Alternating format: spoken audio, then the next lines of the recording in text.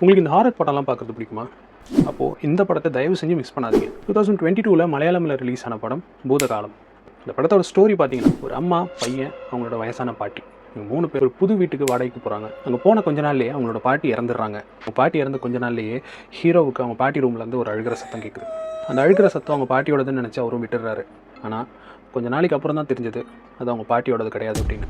So அவங்க வீட்டில் இருக்கிறது யார், அவங்களுக்கும் அந்த வீட்டுக்கும் என்ன சம்மந்தம், இவங்க அந்த வீட்டிலேருந்து வெளியே போனாங்களா இல்லையா, அந்த ஆவிக்கிட்டேருந்து எப்படி தப்பிச்சாங்க, இதெல்லாம் சேர்ந்து தான் இந்த படம். இந்த படம் பேசிக்காகவே ஒரு ஸ்லோ பர்னிங் ஹாரர் தான்.